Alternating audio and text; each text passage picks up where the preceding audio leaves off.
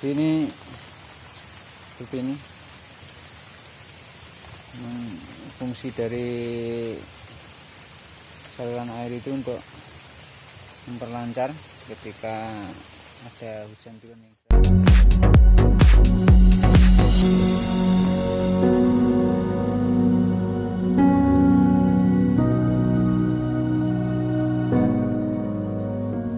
Assalamualaikum warahmatullahi wabarakatuh. Selamat sore pemirsa sahabat tani perang di seluruh Nusantara.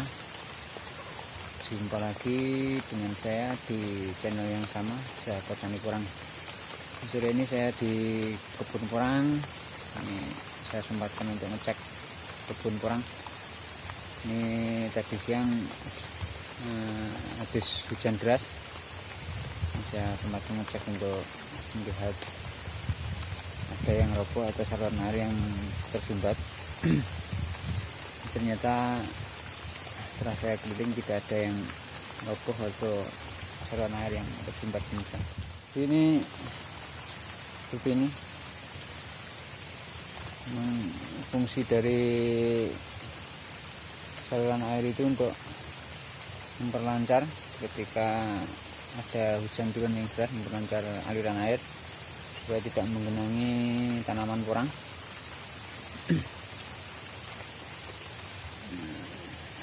Yang bawah ini sebagian masih keluar kuncup, belum mekar daun semua.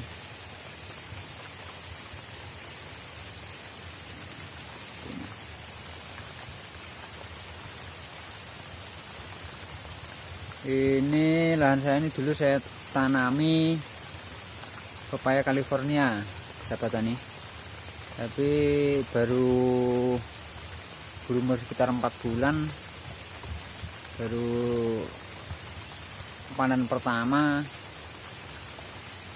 Pepayanya banyak terserang penyakit busuk batang, kemungkinan karena di ketinggian di 700 mdpl pepaya California tidak cocok atau terlalu dingin, jadi mudah terserang penyakit. Akhirnya saya ganti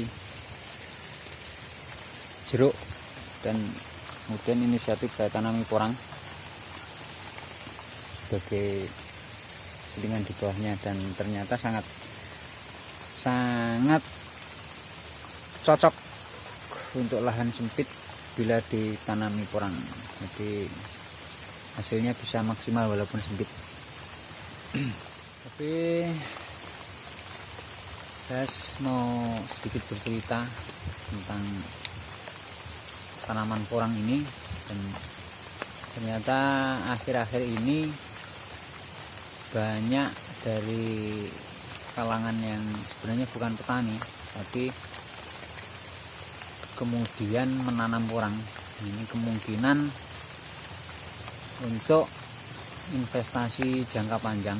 Ini banyak dari kalangan-kalangan pejabat. Kemarin ada anggota DPR, ada dokter, ada polisi, dan berbagai kalangan menengah ke atas yang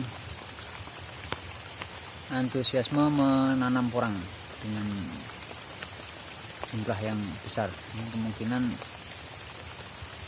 dengan perhitungan harga porang yang memiliki ekonomis yang tinggi, kemudian menarik untuk dijadikan investasi jangka panjang.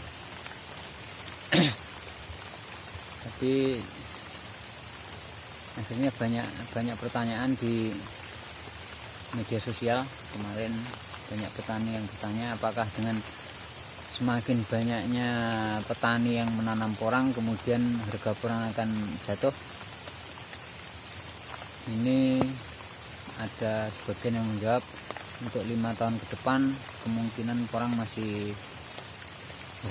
masih bagus, masih bertahan. Tapi kami sebagai petani kecil golongan menengah ke bawah sebenarnya masih tetap berharap semoga porang ini tetap memiliki nilai ekonomi yang tinggi sehingga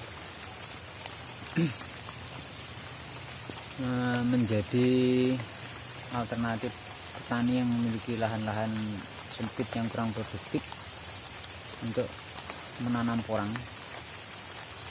Jadi semoga saja porang tetap menjadi komoditas ekspor yang memiliki nilai tinggi.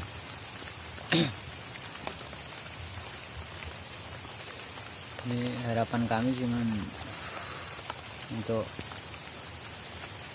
pemerintah mengatur dari investor-investor asing yang menanam porang di Indonesia dengan jumlah besar, yang kemungkinan atau yang kemarin diungkapkan Bapak Dahlan Iskan yang akan mengancam dari kelangsungan pertanian porang untuk petani lokal atau asli petani Indonesia. Jadi katanya kan porang itu tidak mampu tumbuh bila ditanam di luar Indonesia, mungkin Cina atau Taiwan. Ini porang tidak tumbuh bila ditanam di sana. Akhirnya banyak investor dari luar Indonesia menanam di tanah Indonesia. Ini hanya pemerintah yang bisa menanggulangi ini, dan semoga saja itu menjadi perhatian dari pemerintah. Kami sebagai petani kecil atau menengah ke bawah tidak mampu, atau bukan wewenang kami hanya menurut. Jadi ketika suatu pertanian atau komoditas pertanian tidak ada harganya, kami tidak akan menanam, itu saja. Seperti jahe kemarin sempat anjlok harganya sampai harga Rp1.000 per kilo. Nah, akhirnya kami tidak menanam jahe lagi dan beralih ke porang. Dan demikian juga di porang ini kami hanya berharap harga porang tetap stabil sehingga petani tidak beralih ke tanaman lain lagi. Jadi sahabat tani, kita hanya tetap optimis dan semangat untuk selalu budidayakan porang. Luas sempit lahannya tidak masalah, asal kita maksimalkan, kita rawat dengan baik, akan menghasilkan yang baik pula. Demikian sahabat tani, bila ada kekurangan, kesalahan, saya mohon maaf yang sebesar-besarnya. Saya akhiri. Assalamualaikum warahmatullahi wabarakatuh.